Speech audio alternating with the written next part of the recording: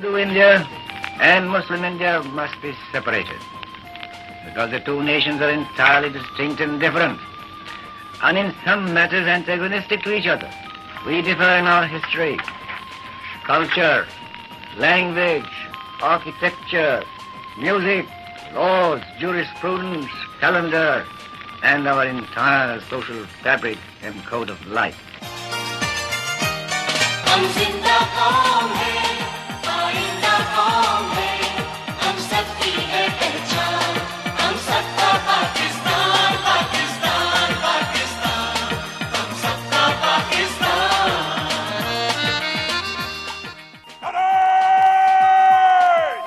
تکبیر! پاکستان!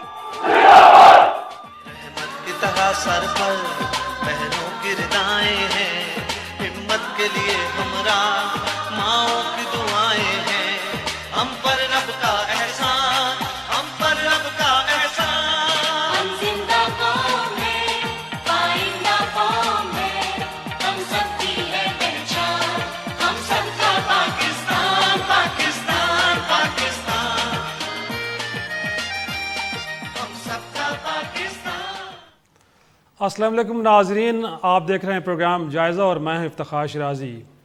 پاکستان میں ویسے تو ڈسکس ڈیبیٹ کرنے کے لیے بہت کچھ ہے، یہاں ہر روز کچھ نہ کچھ ہو رہا ہوتا ہے، لیکن آج ایک تاریخی دن ہے 23 مارچ کا، وہ دن کہ جب پاکستان کا خاکہ تیار کیا گیا ایک قرارداد کے نتیجے میں، اور آج کا دن اس حوالے سے بڑا تاریخی ہے، اور یقینی طور پہ ہم چاہیں گے کہ آج کے دن ہم پاکستان کے حوالے سے بات کریں اور اس مملکت کو وجود میں لانے والی ہستی کے بارے میں بات کریں۔ میری مراد قائد اعظم محمد علی جناح، ان کے افکار اور کردار، اور اس حوالے سے میں تھوڑا سا ماضی میں جانا پڑے گا کہ اس ملک کو بنانے والے بنیادی طور پہ اس ملک کو کیسا چاہتے تھے، کیسا ہونا چاہیے۔ کہا جاتا ہے کہ کابینہ کا اجلاس ہو رہا تھا اور اے ڈی سی آئے قائد اعظم کے پاس اور انہوں نے پوچھا کہ سر اجلاس میں کیا سرو کیا جائے، چائے یا کافی؟ قائد اعظم نے چونک کر سر اٹھایا اور سخت لہجے میں بولے، یہ لوگ گھروں سے چائے پی کر نہیں آئیں گے۔ اے ڈی سی گھبرا گیا۔ قائد اعظم نے بات جاری رکھی اور فرمایا، یہ لوگ چائے یا کافی گھروں سے پی کر آئیں یا پھر واپس گھر جا کر چائے کافی پئیں، قوم کا پیسہ قوم کے لیے ہے، وزیروں کے لیے نہیں۔ اور اس حکم کے بعد ناظرین، جب تک قائد اعظم برس اقتدار رہے، کابینہ کے اجلاسوں میں سادہ پانی کے سوا کچھ پیش نہیں کیا گیا۔ اور صرف یہ ایک واقعہ نہیں، آگے چل کے بھی ایک اب دیکھا جائے تو گورنر جنرل ہاؤس کے لیے 38.5 روپے کا سامان خریدا گیا۔ قائد اعظم نے حساب منگوا لیا، دیکھا تو کچھ چیزیں ان کی بہن فاطمہ جناح نے منگوائی تھیں۔ فرمایا یہ پیسے ان کے اکاؤنٹ سے کاٹے جائیں۔ دو چار چیزیں قائد اعظم محمد علی جناح کے ذاتی استعمال کے لیے تھی، کہا یہ پیسے میرے اکاؤنٹ سے لیے جائیں، اور کچھ چیزیں گورنر جنرل ہاؤس کے لیے تھیں تو فرمایا کہ ان کے پیسے قومی خزانے سے لے لیے جائیں لیکن آئندہ احتیاط برتی جائے۔ معاملہ سر یہاں تک نہیں رکتا، آگے بھی اگر ایک واقعہ ہے اس کو آپ کی گوش گزار کرنا چاہیں گے کہ برطانوی بادشاہ کے بھائی پاکستان کے دورے پہ آ رہے تھے اور برطانوی سفیر نے درخواست کی کہ آپ ایئرپورٹ پر جا کے ان کا استقبال کریں۔ قائد اعظم نے ہنس کر جواب دیا، میں تیار ہوں، لیکن کل جب میرے بھائی لندن جائیں گے تو برطانوی شہنشاہ کو ان کے استقبال کے لیے ایئرپورٹ پر آنا پڑے گا۔ ایک اور واقعہ آپ کی سماعتوں کی نظر، ایک دن اے ڈی سی نے وزٹنگ کارڈ آپ کے سامنے رکھا، قائد اعظم نے کارڈ پھاڑ کر پھینک دیا اور کہا کہ جاؤ اور اس شخص سے کہو کہ آئندہ مجھے اپنی شکل نہ دکھائے۔ یہ شخص کوئی اور نہیں تھا، قائد اعظم کے بھائی تھے، اور ان کا قصور صرف اتنا تھا کہ انہوں نے اپنے کارڈ پہ اپنے نام کے نیچے برادر of Quaid Azam Muhammad Ali Jinnah governor general of Pakistan لکھوا دیا تھا۔ ناظرین، بے تحاشا واقعات۔ ایک اور واقعہ زیارت میں سردی پڑ رہی تھی، کرنل الہی بخش نے قائد اعظم کو نئے موزے پیش کر دیے، انہیں دیکھا اور تعریف کی کہ بڑے اچھے ہیں، ساتھ نے قیمت پوچھی تو کرنل الہی بخش نے کہا کہ سر 2 روپے۔ گھبرا کر بولے یہ تو بڑے مہنگے ہیں کرنل صاحب۔ انہوں نے کہا کہ یہ آپ کے اکاؤنٹ سے پیسے لیے گئے ہیں۔ تو فرمایا کہ میرا اکاؤنٹ بھی قوم کی امانت ہے اور ایک غریب ملک کے سربراہ کو اس قدر عیاش نہیں ہونا چاہیے۔ زیارت کا ایک اور ہی واقعہ ہے، ایک نرس کی خدمت سے متاثر ہوئے قائد اعظم محمد علی جناح اور فرمایا بیٹی میں آپ کی کیا خدمت کر سکتا ہوں۔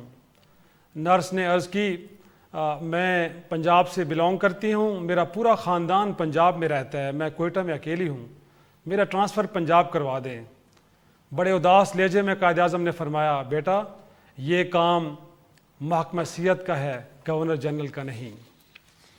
اپنے طیارے میں وزٹنگ ٹیبل لگوانے کے حوالے سے قائد اعظم محمد علی جناح نے احکامات جاری کیے۔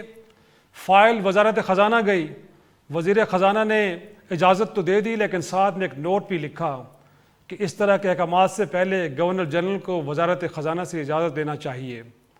قائد اعظم محمد علی جناح کو جب معلوم ہوا تو تحریری معذرت کے ساتھ اپنے احکامات کو منسوخ کر دیا۔ اور صرف یہ نہیں، پھاٹک والا معاملہ قصہ کون نہیں جانتا کہ جب قائد اعظم محمد علی جناح کی گاڑی کو گزارنے کے لیے گل حسن نے ریلوے کا پھاٹک کھلوا دیا تو کہا جاتا ہے کہ قائد اعظم محمد علی جناح کا چہرہ غصے سے سرخ ہو گیا اور فرمایا کہ پھاٹک بند کر دو، اگر آج میں قانون کی پاسداری نہیں کروں گا تو پھر کون کرے گا۔ ناظرین یہ تھا آج سے کوئی 67-68 برس پہلے کا پاکستان، 1948 کا پاکستان، قائد اعظم کا پاکستان، اصولوں سے بھرا پاکستان، ویژن سے بھرا پاکستان، اور ایک آج کا پاکستان ہے جس میں کیا کچھ نہیں ہوتا۔ کابینہ کے اجلاسوں میں چائے کافی تو کیا انواع و اقسام کے کھانے پیش کیے جاتے ہیں، اور اب یہ حکومت کی کتابیں بتاتی ہیں کہ صدر مملکت کی ہاؤس کا جو خرچہ ہے سالانہ وہ 50 کروڑ، تو وزیر اعظم ہاؤس کا کوئی 1.5 ارب تک ہے۔ اور رہا معاملہ یہ کہ کہیں صرف طیارے میں وزٹنگ ٹیبل تو کجا، اب تو پورے کے پورے طیارے خرید لیے جاتے اور وزارت خزانہ سے پوچھا تک نہیں جاتا، اور گورنر ہاؤس میں جو آنے والی چیزیں تھیں ان کا تو حساب رکھا جاتا تھا، لیکن آج میرے خیال میں پرائم منسٹر ہاؤس میں خود وزیر اعظم اور ان کے خاندان کے لیے، صدر مملکت کے گھر میں ان کے لیے اور ان کے خاندان کے لیے کیا کچھ آتا ہے کسی کو کچھ معلوم نہیں۔ اور یہاں تو کچھ کہانی اور ہے، پروٹوکول کا اگر بات کی جائے تو صدر مملکت ہوں یا وزیر اعظم ہوں یا وزیر ہوں، ان کے آنے سے 1 گھنٹہ پہلے ٹریفک لائٹس، ٹریفک سگنلز کو بجھا دیا جاتا ہے اور ہر 2 طرف سڑکوں پہ لوگوں کو روک دیا جاتا ہے، اور جب تک یہ شاہی سواری اپنی منزل مقصود تک نہیں پہنچ جاتی تب تک شہری زندگی مفلوج اور معطل ہو کے رہ جاتی ہے۔ تو ناظرین یہ ہے آج کا پاکستان، اور 1948 میں قائد اعظم کا پاکستان کیا تھا، میں نے وہ تصویر بھی آپ کے سامنے رکھی۔ یقینی طور پہ آج ہمیں اپنے آپ سے سوال کرنا چاہیے کہ کیا ہم قائد اعظم کے پاکستان کو آگے لے کے چل رہے ہیں؟ کیا واقعی قائد اعظم ایسے پاکستان چاہتے تھے، یا ہم کہیں راستہ بھٹک گئے ہیں، ہم نے اپنی منزل کھو دی ہے، اور ہم کیا اپنے وجود کو باقی بھی رکھ پائیں گے جب ہم بھٹک چکے ہیں؟ اس ساری صورتحال پہ گفتگو کریں گے، اور آج میرے ساتھ شریک گفتگو ہیں۔ میں نے کسی سیاستدان کو نہیں بلایا ناظرین، آج ہم نے کچھ ایسے لوگوں کو بلایا ہے کہ جو یقینی طور پہ فکر بھی کرتے ہیں، تفکر کرتے ہیں، سوچتے ہیں، اور یقینی طور پہ نجی محفلوں میں بیٹھتے ہیں یا ٹیلی ویژن اسٹوڈیوز میں یقینی طور پہ پاکستان کا رونا روتے ہیں۔ جنرل ریٹائرڈ امجد شعیب صاحب بہت شکریہ آپ کا، امتیاز گل صاحب تجزیہ کار ہیں، آپ کا بہت شکریہ، اور ویڈیو لنک پہ ہمارے ساتھ پرویز دھوت بھائی صاحب ہیں۔ گفتگو کا آغاز میں کروں گا پرویز دھوت بھائی صاحب آپ سے۔ سر کیا کہیں گے، کیا پاکستان آج کا پاکستان قائد اعظم اسی طرح کا پاکستان چاہتے تھے، اور اگر ہم راستہ بھٹکے ہیں تو کس نے ہمیں کسی غلط راستے پہ ڈالا ہے، کیا کہیں گے؟ دیکھیں میں تو قائد اعظم نہیں ہوں، لہٰذا میں کہہ نہیں سکتا کہ وہ کیا چاہتے تھے کیا نہیں چاہتے تھے، لیکن وہ ضرور ادھر کے حالات دیکھ کر کچھ مایوس بھی ہوتے اور کچھ خوش بھی، اس لیے کہ آج پاکستان پہلے کے مقابلے میں اب بہت زیادہ ریسورسز کا مالک ہے۔ اب یہاں آبادی جہاں پہلے 3 کروڑ ہوتی تھی تو اب 21 کروڑ 22 کروڑ ہو گئی ہے، یہاں خوشحالی بڑھ گئی ہے، اور ہاں اس میں خرابیاں بھی بڑھ گئی ہیں، لیکن اگر دیکھا جائے تو یہاں لوگوں کی آمدن بھی پہلے کے مقابلے میں کہیں زیادہ ہے۔ البتہ یہاں جو خرابیاں پیدا ہوئی ہیں وہ سیاسی شعبے میں ہوئی ہیں۔ ہم نے یہ دیکھا کہ ادھر بجائے جمہوریت کے یہاں 4 دفعہ مارشل لا بھی لگا ہے، جس میں ہمارے سارے جو بنیادی حقوق تھے وہ معطل ہو چکے تھے۔ پھر ہم یہ دیکھتے ہیں کہ اب دہشت گردی یہاں ایک ایسی چیز ہے جس کی کبھی کوئی توقع کر ہی نہیں سکتا تھا، اس کا بھی ہمیں مقابلہ کرنا ہے۔ ایک بات ہمیں ذہن میں رکھنا ہوگی، قائد اعظم نے کوئی ایسا منصوبہ نہیں تیار کیا تھا پاکستان کے لیے، انہوں نے کوئی کتاب نہیں لکھی، کوئی انہوں نے ایک منشور نہیں تیار کیا، اور جب ان سے پوچھا جاتا تھا کہ پاکستان کو کیا ہونا چاہیے تو قائد اعظم ہمیشہ یہ جواب دیتے تھے کہ پہلے پاکستان بننے دو، اس کے بعد پھر ہم دیکھیں گے۔ لہٰذا بہت سی باتیں ہیں جو طے نہیں ہوئی تھیں۔ ان کی تقاریر سے آپ کو لگتا نہیں کہ ان کا ویژن تو کلیئر تھا؟ 11 اگست سن 47 کی بات کر رہے ہیں؟ جی جی جی جی جی جی وہ تو ایک تقریر تھی، لیکن انہوں نے دوسری تقاریر بھی کی ہیں۔ البتہ اس سے ہم یہ امید کرتے ہیں، اس سے یہ امید جاگی کہ پاکستان سب کے لیے ہوگا، کہ اس میں تعصب اور تنگ نظری نہیں ہوگی، کہ اس میں تمام پاکستان کے شہری برابر ہوں گے، کہ خواہ آپ ہندو ہوں یا عیسائی یا مسلمان، آپ کے ساتھ ایک ہی طرح سے برتاؤ کیا جائے گا۔ تو ہاں، انہوں نے اس تقریر میں ضرور یہ بات کہی تھی، اور اس تقریر کو پھر بعد میں چھپانے کی بھی کوشش کی گئی تھی۔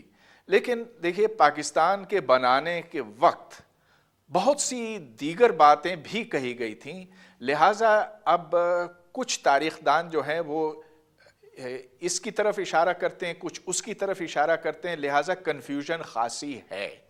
اور یہ بہت اچھا ہوتا اگر انہوں نے کہہ رہے ہیں کنفیوژن ہے، اور یقینی طور پہ خود قائد اعظم کلیئر نہیں تھے کہ کس طرح کا پاکستان چاہ رہے ہیں۔ آپ اتفاق کرتے ہیں؟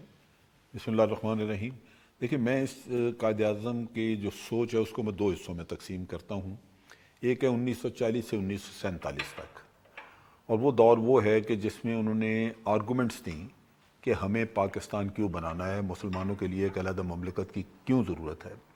اور وہ آپ ان کی تقریریں سنیں تو جا بجا یا تو وہ مسلمانوں کو انکریج کرتے رہے، اسٹوڈنٹس میں جا کے انہوں نے تقریریں کیں، ادھر ان کو گرمایا، ان کو بتایا، یا یہ کہ جب وہ ایڈریس کرتے تھے سیاسی مجمع کو یا اپنی مسلم لیگ کو، تو اس میں وہ جواز ہر روز نکھرتا نظر آتا تھا کہ یہ پاکستان بننا کیوں ضروری ہے۔ اور اس میں خاص طور پہ جو 1935 کے الیکشنز ہوئے، اور اس میں جو 3 سال گزرے تھے اس وقت تک، 1940 جب یہ ریزولوشن آئی، تو ان 2-3 سالوں میں جن 7 صوبوں میں حکومت تھی کانگریس کی، وہاں مسلمانوں کے اوپر بہت مظالم بھی ہوئے اور مسلمانوں کے حقوق بڑے سلب ہوئے۔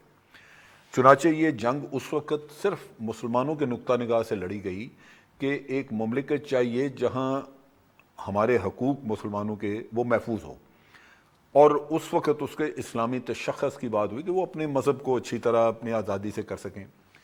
لیکن پھر 1947 میں جب وہ 11 اگست والی تقریر کی ہم بات کرتے ہیں، تو اس میں انہوں نے گو کہ یہ کہا کہ یہ میرا رینڈم تھاٹ ہے، میں نے اس پہ پریپریشن نہیں کی، کوئی منصوبہ بندی میں نہیں کر کے آیا جیسے ابھی بھائی اس کا ذکر کر رہے ہیں، لیکن میں پھر بھی چند چیزیں بتانا چاہتا ہوں۔ اور وہ جو چیزیں انہوں نے اس وقت کہیں، ان میں کچھ کا اکانومی سے واسطہ تھا اور کچھ کا تعلق تھا آپ کے مملکت کی یونٹی کے اوپر، جس سے کہ آپ کے اندر ایک اتحاد پیدا ہو۔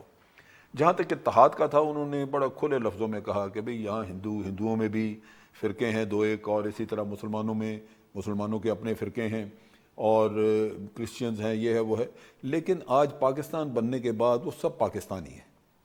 اب حقوق کا جہاں تک تعلق ہے، وہ مذہب کی بنیاد پہ نہیں، وہ آپ کی پاکستانیت کی بنیاد میں ہیں، جو کہ سب کے برابر ہے، جو نیشن کے اور انہوں نے کہا کہ اگر آپ نے آگے بڑھنا ہے تو یہ یونٹی ہے جو آپ کو لے کے آگے جائے گی، اور اس یونٹی کے لیے آپ نے ایک دوسرے کو ٹالریٹ کرنا ہے، کسی کے حقوق کو سلب نہیں کرنا۔ امتیاز صاحب جس سے یہ بڑا واضح مطلب نظر آتا ہے، انہوں نے سیکولر کا لفظ کہیں استعمال نہیں کیا، یعنی اسلامی تشخص تو ہوگا، لیکن جو بہترین اسلامی مملکت جو نبی کریم صلی اللہ علیہ وسلم نے مدینہ میں قائم کی، اس میں مائنورٹیز کے بھی اور باقی تمام لوگوں کے حقوق کا بڑا خصوصی طور پہ تحفظ کیا گیا۔ تو یہ چیز جو ہے، یہ میں سمجھتا ہوں کہ ان کے ذہن میں یہی تھا کہ مملکت بنانے کا جواز ہمارا یہی ہے کہ اسلامی مملکت، اگر اس کو ختم کریں تو پھر وہ جواز ختم ہو جاتا ہے لیکن اسلامی حکومت ٹرو سینس میں. لیکن اگین ہمیں تو اس وقت جو ایک نیشن کی جو بات آپ جن صاحب بھی فرما رہے ہیں وہ نیشن تو کہیں نظر نہیں آ رہی. آج بلوچی کہیں علیحدہ کھڑا ہے, پشتون کہیں علیحدہ کھڑا ہے, پنجابی کہیں علیحدہ کھڑا ہے, مہاجر کہیں علیحدہ کھڑا ہے, تو وہ بھی تو نظر نہیں آ رہی. تو اس کے پیچھے کیا لگتا ہے امتیاز صاحب, اگین یہ کیا وجوہات ہیں کہ یہ میک شور نہیں ہو پایا؟ مذہب کی بنیاد پہ کوئی قومیں نہیں بنتی ہیں.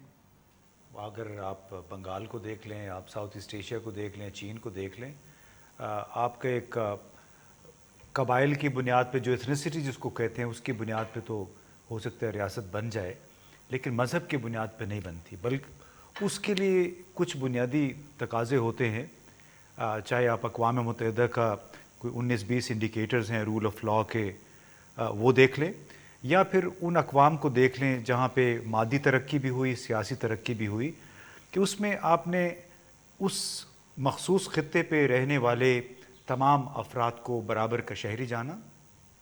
وہ ہمارے آئین کے آرٹیکل 25 کے مطابق بھی برابر کے آئین کے مطابق سب کو برابر کے حقوق حاصل ہیں, ایکول سٹیزن اس کو کہتے ہیں.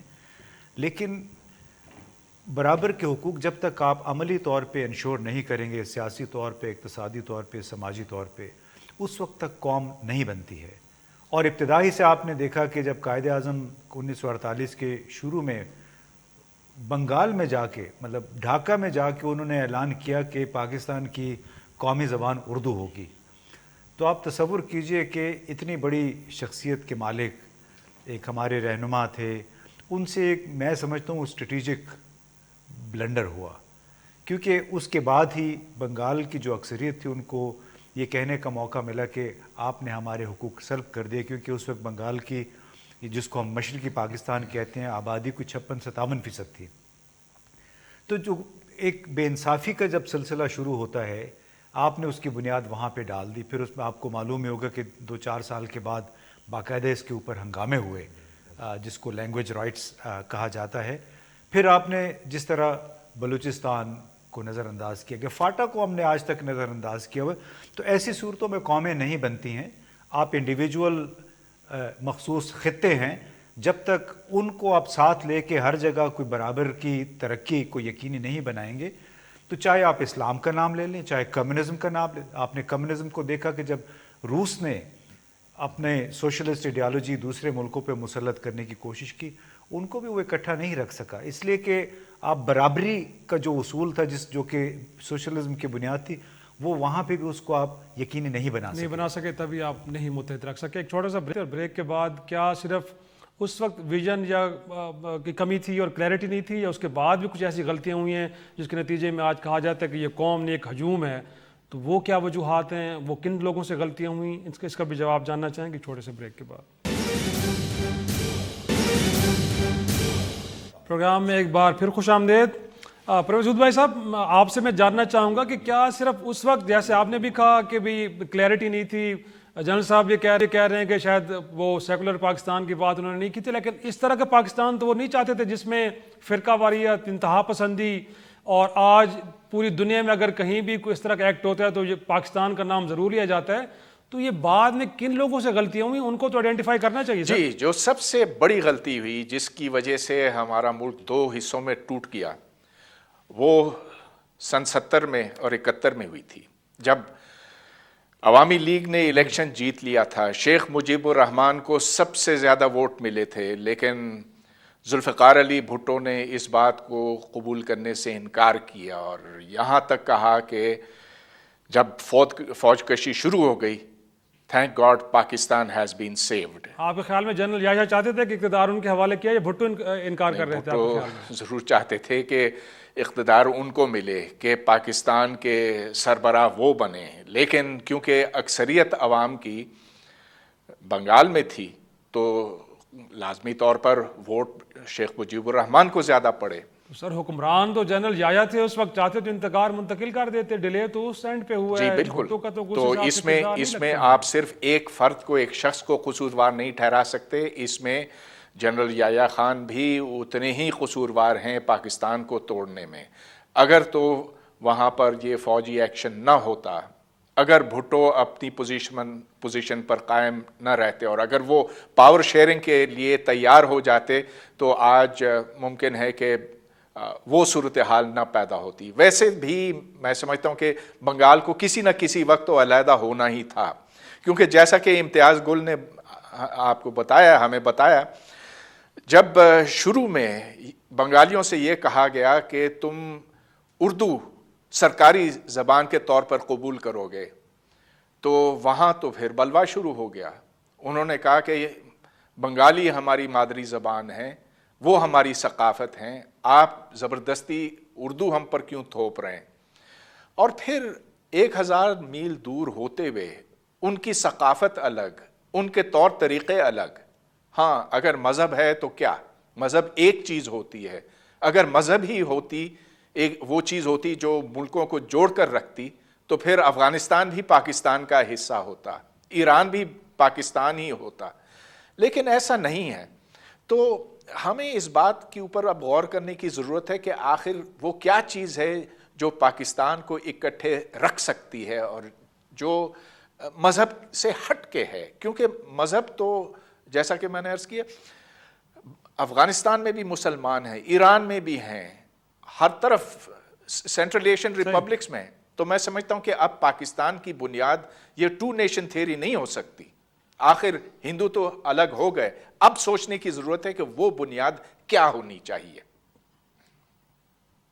جی یہ جنرل صاحب وہ کیا بنیاد بن سکتی ہے. دوسرا ساتھ میں ایک سوال بھی کروں گا کہ جو بگاڑ پیدا ہوا, آپ کا خیال ہے یہ سیاستدانوں کا فیلئر ہے یا جو ملک کے اندر آمریت آتی رہی اس نے بھی اپنا حصہ ڈالا ہے؟ آج ہم جس نے بہت پہلے سے شروع ہو گئی تھی ڈکے جو ہے, یہ قائد اعظم کی وفات کے کچھ عرصے بعد ہی شروع ہو گیا.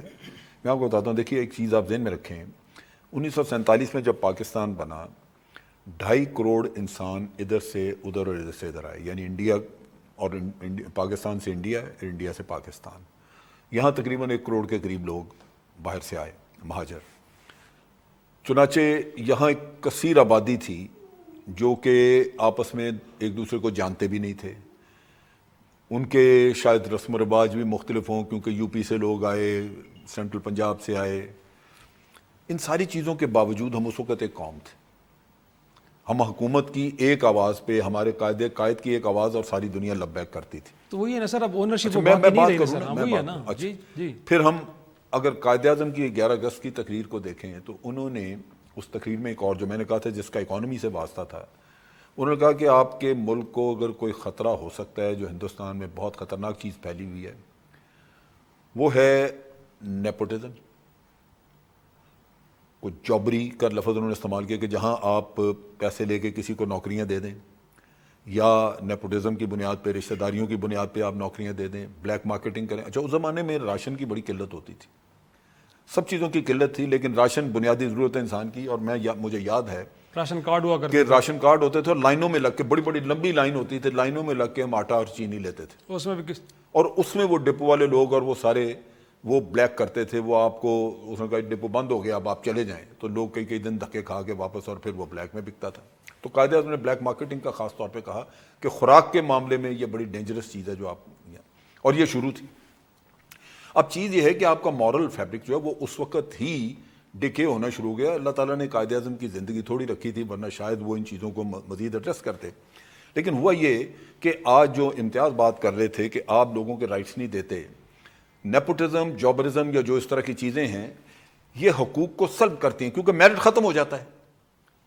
آپ سوسائٹی میں ایک ایسا گندا رجحان پیدا کرتے ہیں کہ جہاں ایک آدمی کو یقین ہو جاتا ہے کہ مجھے میرا رائٹ مل ہی نہیں سکتا, اس وجہ سے کہ میری نہ کسی سے رشتہ داری ہے, نہ میرا کسی سے تعلق ہے. اور وہ چیز کنٹینیوسلی چلتی رہی. پھر تھا سیاسی جوڑ توڑ.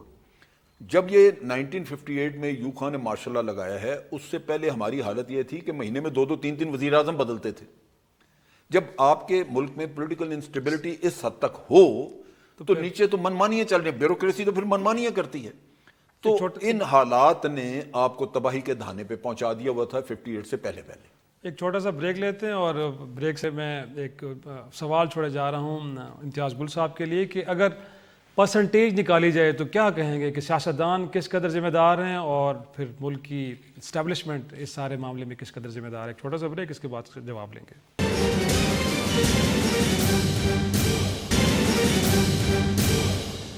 پروگرام میں ایک بار پھر خوش آمدید. امتیاز گل صاحب کیا کہیں گے؟ اگین ہمیں کچھ لوگوں کو فکس تو کرنا پڑے گا کیونکہ دیکھا جائے تو اس وقت پاکستان کے بارے میں banana republic, failed state, security state, پتہ نہیں کیا نام لیے جاتے ہیں. تو یقینی طور پہ دنیا بھر میں ہمیں کوئی اچھے الفاظ سے تو نہیں جانا جاتا نا سر. دیکھیے، ایک تو جو لوگ اس کو فیلڈ اسٹیٹ کہتے ہیں، بنانا ریپبلک کہتے ہیں، وہ میرا خیال ہے بالکل ایک نامناسب اور احمقانہ بات ہے. یہ کوئی بالکل بنانا ریپبلک نہیں ہے، فیلڈ اسٹیٹ بھی نہیں ہے. جس کسی نے بھی کہا تھا، میرا خیال ہے جس طرح پاکستان آگے بڑھتا چلا جا رہا ہے تمام تر خرابیوں کے باوجود، یہ کئی ملکوں سے بہت بہتر ہے. ٹھیک ہے. دوسری بات جو آپ ذمہ داری کی بات کریں، ایک حقیقت یہ تھی کہ جو مسلم لیگ جس نے پاکستان بنایا، بنیادی طور پہ وہ اشرافیہ کی ایک جماعت تھی. اس میں زمیندار تھے، اس میں وڈیرے تھے، اس میں نواب تھے. بنی ہی ایک نواب کے گھر، نواب سلیم اللہ کے گھر ڈھاکہ میں. اب روح روا جو تھے قائد اعظم، وہ بیچارے سال کے بعد اس دنیا سے رخصت ہو گئے. 1951 میں لیاقت علی خان، وہ بھی انتہائی ایماندار آدمی، پڑھے لکھے تھے، وہ بھی فارغ ہو گئے. اس کے بعد جو جنگ شروع ہوئی ہے اشرافیہ کی آپس میں اقتدار کی، آپ جو بتا رہے تھے کہ ہر دوسرے مہینے تیسرے مہینے آپ کا وزیر اعظم تبدیل ہو، تو اس میں فوج نے اس وقت جو اسٹیبلشمنٹ تھی اور سیاستدانوں نے برابر کا کردار ادا کیا. دیکھیے نا کہ وہ اپنے دفاع کے لیے وزیر اعظم نے ایک جرنیل کو وزیر دفاع لگا دیا. اس وزیر دفاع نے خود مارشل لا ڈکلیئر کر کے وزیر اعظم کو فارغ کر کے جی. تو وہ ظاہر ہے دیکھیں نا، جب آپ کسی بھی معاشرے کے مضبوط ترین دو ستون ہیں، سیاستدان اور فوج، اگر مل جائے تو اس ماحول کو آپ دیکھو. اس ماحول میں عدالتیں کیا آزاد کردار ادا کریں گی؟ ان کو پھر پتہ ہے کہ ان کا حشر کیا ہو سکتا ہے، کیونکہ اس وقت ان کے سامنے کمیونسٹ جو ممالک تھے، سوشل ممالک، ان کی مثالیں تھیں، افریقن ممالک کی مثالیں تھیں کہ ڈکٹیٹرز پھر عدالتوں کے ساتھ اور انفرادی شخصیات کے ساتھ کیا کیا کر رہے تھے. تو اس میں بنیادی قصور میں سمجھتا ہوں کہ جو اشرافیہ تھی، اور اشرافیہ سیاستدان اور ملٹری اسٹیبلشمنٹ پہ مشتمل تھی، انہوں نے اپنی بندر بانٹ جب شروع کی تو وہاں سے اصل بگاڑ شروع ہوا. پروفیسر صاحب، پروگرام کا آخری حصہ ہے اور وقت بھی کم ہے. آپ سے کہوں گا کہ کیا وہ فیکٹر ہو سکتے ہیں جن کو آئیڈینٹیفائی کرنے کی ضرورت ہے، اور مور امپورٹنٹلی آپ سمجھتے ہیں کہ یونٹی لانے کے لیے کیا ہمیں کرنا چاہیے؟ کوئی ایڈوائز کریں گے آپ؟ میرے خیال میں ہمیں پاکستان کے مسائل کے اوپر اپنی توجہ مرکوز کرنی چاہیے.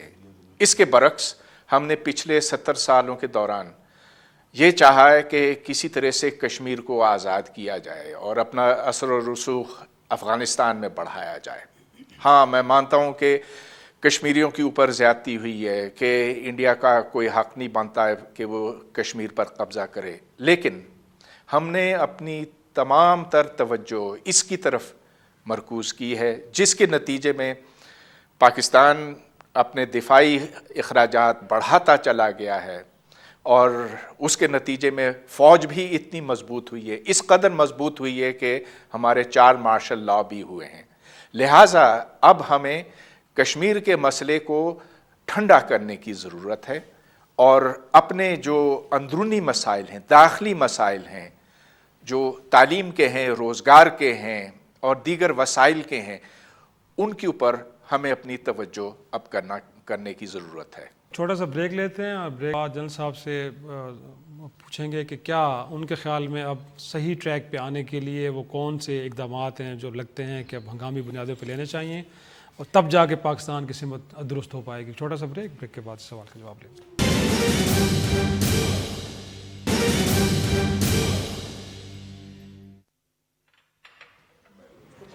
پروگرام میں ایک بار پھر خوش آمدید.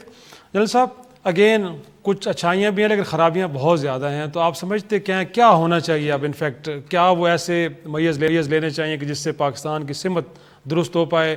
اور یقینی طور پہ جو کچھ بھی ہو، قائد اعظم کا ویژن تو تھا کہ کس طرف پاکستان کو ہونا چاہیے، تو یقینی طور پہ اس طرف لانے کے لیے کیا کرنا چاہیے؟ کہ ایک ملک نے فیصلہ کیا، ہم نے فیصلہ کیا کہ جمہوریت ہمارا فیوچر اور ہمیں اس پہ چلنا ہے. اب یہ دوسری حکومت ہے جو جمہوری انداز میں الیکٹ ہوئی، اور اب ثابت انہوں نے کرنا تھا اور کرنا ہے کہ واقعی یہ ملک کے ساتھ اور جمہوریت کے ساتھ مخلص ہیں. میں آج کی حکومت کا تجزیہ دیتا ہوں. پیچھے تو جو تباہی ہوئی 5 سال ان کے دور میں، یہ اس لیے میں کہہ رہا ہوں کہ جب ووٹ آپ دیتے ہیں تو آپ کا حق بنتا ہے کہ آپ جن کو یہ امانت سونپی گئی ان کا احتساب بھی کریں، ان سے پوچھیں. ہم بات کر رہے تھے کہ ہم قوم کی شکل میں نہیں رہے اور یہ انتشار جو ہے یہ بڑھ رہا ہے. جو آج کی حکومت ہے آپ اس سے پوچھیں کس سے حکومت چلا رہے ہیں. 2-3 لوگ ہیں جو ان کے اپنے عزیز و اقارب ہیں, رشتہ دار ہیں پرائم منسٹر کے, وہ ایک کچن کیبنٹ یا انر سرکل ہے وہ چلاتا ہے. خواہ کسی کی وہاں ضرورت ہو نہ ہو اسحاق ڈار تو ضرور ہوتے ہیں. باہر آپ نے جا کے جتنے ڈیل کرنے ہیں اس میں یا جو کچھ بھی طے کرنا ہے, خواہ وہ آپ کا اکنامک کوریڈور سے واسطہ ہو, اس میں باقی چیف منسٹر نہیں ہوتے لیکن شہباز شریف ضرور ہوتے ہیں. جب آپ ملک کو ایک آپ کا KPK موجود ہے, بلوچستان موجود ہے, سندھ موجود ہے, لیکن آپ میسیج یہ دے رہے ہیں کہ ہم صرف پنجاب کے ذریعے اس کو چلا رہے ہیں, کدھر جائے گی آپ کی قومی اتحاد, کدھر جائے گا؟ اور یہ جوں رنگتی نہیں حکمران کے اوپر, وہ اس کو اسی طرح ہی ٹریٹ کرتے ہیں. پھر آپ ڈیموکریسی کو مضبوط کرنے کے لیے اپنی پارلیمنٹ کا استعمال کریں, سہارا لیں. ابھی جیسے جنرل مشرف کا قصہ تھا, پارلیمنٹ میں لے کے جا کے ڈسکس کرتے, شاید اس کا فیصلہ کچھ اور. پارلیمنٹ نے تو سر قرارداد منظور کی تھی کہ ٹرائل کیا جائے انہیں. میں یہ کہہ رہا ہوں کہ آج اگر ان کے کوئی حالات مختلف تھے, کیونکہ وی نو کہ کوئی ان کے اوپر پریشر تھا باہر سے, لیکن اگر وہ چیزیں ایسی موجود تھیں تو پارلیمنٹ کو کانفیڈنس میں لے لیتے. ڈیموکریسی کی جڑ جو ہے وہ پارلیمنٹ کے اندر ہے, جہاں ہم نے تو اپنے ریپرزینٹیو دے کے وہاں بھیج دیے نا. کسی ایک آدمی کو تو نہیں ہم نے کہا کہ جب جو تیرا جی چاہتا کرتے رہو. ان کو تو آپ گھاس نہیں ڈالتے, پرائم منسٹر کو بھی جاتے ہی نہیں. تو کہنے کا مقصد یہ ہے کہ ان چیزوں کی وجہ سے جہاں آپ اپنے لوگ پالتے ہیں, اوبلائج کرتے ہیں, میرٹ سیکریفائس ہوتا جاتا ہے, اور اس کے ساتھ ساتھ دوسرے چھوٹے صوبوں کو یہ میسج جاتا ہے کہ آپ ہماری پرواہ بالکل نہیں کرتے, آپ بلڈوز کرتے ہیں, جو آپ نے جی چاہا آپ کرتے ہیں, اور وہی 2-3 لوگ آپ نے بٹھائے ہوئے ہیں. میں سمجھتا ہوں یہ روش انتہائی خطرناک ہے, اور اس میں دوسرے صوبوں کے لیے باغیانہ روش اور رویہ اختیار کرنے کے بہت سارے مواقع موجود ہیں. کیا ان خیال سے ہے بہت آپ بچنا گل چاہیے. صاحب, آپ کا بھی کمنٹ لینا چاہوں گا. واقعی ایسے ہی ہے کہ سیاستدانوں کا ایک تو احتساب نہیں ہوتا, اور دوسرا یہ کہ پارلیمنٹ بڑی ویک کمزور نظر آتی ہے. یہ ہے کہ طاقتور لوگوں کو بھی چھوڑ دیا جاتا ہے, اس طرف بھی کوئی نہیں جاتا, وہ نو گو ایریا لوگوں.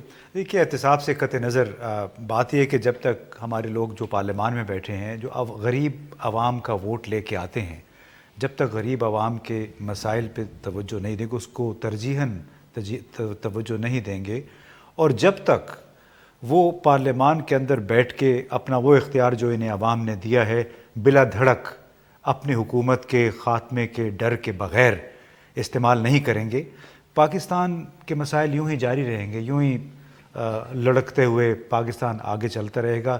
اختیارات کا منبع, اقتدار کا منبع پارلیمان ہے. آپ یہ نہیں کہہ سکتے کہ ہم نے یہ کام اس لیے نہیں کیا کیونکہ ہم پہ پریشر آ گیا تھا.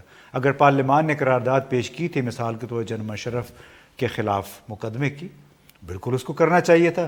اگر آپ وہاں پہ مصلحت کا شکار ہو جاتے ہیں, الزام پھر آپ دوسری پارٹی پہ نہ دیں. یہ کہیں کہ ہمیں اپنے اقتدار کے خاتمے کا ڈر ہو گیا تھا لہٰذا ہم نے ان کو ملک سے جانے دیا ہے. جی حود بھائی صاحب, لاسٹ کمنٹ آپ کی طرف سے. جی, کس کے بارے میں؟ یقینی طور پہ یہ جو بات ہو رہی ہے کہ پارلیمنٹ اس قدر کمزور ہے, بنیادی وجہ خرابی کی پارلیمنٹ ہی ہے کہ سیاستدان ڈر کے مارے, خوف کے مارے کچھ کر نہیں پاتے. جہاں جہاں کوئی غلط پاکستان کے خلاف کچھ ہو رہا ہوتا ہے اس کو روکنے کے لیے آگے نہیں بڑھتے. تو آپ کو بھی لگتا ہے کہ واقعی سیاستدان ہی بنیادی جڑ ہیں فساد کی؟ اور نہیں, میں سمجھتا ہوں کہ ان کے پاس اتنے اختیارات کبھی رہے نہیں ہیں. آپ یہ دیکھتے ہیں کہ جو بڑے فیصلے ہیں اس ملک کے بارے میں, خارجہ پالیسی ہو یا زرعی اصلاحات ہوں یا یہ کہ امریکہ کے ساتھ کیا تعلق رکھنا ہے, انڈیا کے ساتھ کیا رکھنا ہے, ایران کے ساتھ وغیرہ, ایٹم بم کے بارے میں کیا کیا جائے, یہ تمام بڑے فیصلے جو ہیں وہ پارلیمان کے نہیں ہوتے ہیں, بلکہ ان کو پتہ بھی نہیں ہوتا کہ کیا ہو رہا ہے. اب پارلیمان کا ضرور رول ہونا چاہیے اور بڑا رول ہونا چاہیے. آخر یہ وہ لوگ ہیں جن کو ہم نے منتخب کیا ہے, ووٹ دیا ہے تاکہ وہ اس ملک کی سمت سیدھی کریں. لیکن اگر ان کے پاس اختیار ہی نہ ہو تو پھر یہ کیسے کر سکیں گے؟ تو اس میں جمہوریت, ہم جمہوریت کی اب ابتدا دیکھ رہے ہیں. ہم یہ امید کر سکتے ہیں کہ اگر یہ نظام چلتا رہا اگلے 10, 15, 20 سال تک تو یہ مضبوط ہوگا. لہٰذا میں سمجھتا ہوں کہ یہاں کوئی مایوسی کی بات نہیں ہے. جیسا کہ امتیاز گل نے کہا کہ بہت سی خرابیاں ہیں پاکستان میں نظر آتی ہیں, لیکن ہمیں پر امید ہونا چاہیے, اس لیے کہ سب کچھ کے باوجود یہاں بہتری بہت سے شعبوں میں نظر آ رہی ہے۔ بہت شکریہ تمام شرکاء کا۔ اگرچہ خرابیاں بہت ہیں لیکن نا امید نہیں ہونا چاہیے، اور ہم امید کرتے ہیں کہ آنے والے وقتوں میں جب یوم پاکستان منایا جائے گا تو نہ تو شہر کی سڑکیں بند کی جائیں گی اور نہ ہی موبائل سروس آف ہوگی، بلکہ ایک بڑے پرامن ماحول میں پاکستان کا دن منایا جائے گا، اور پاکستان کا ہر شہری یہ امید رکھتا ہے، یہ خواہش رکھتا ہے کہ آنے والے دنوں میں خوشحالی ان کا مقدر بنے۔ اسی کے ساتھ اجازت دیجیے، خدا حافظ۔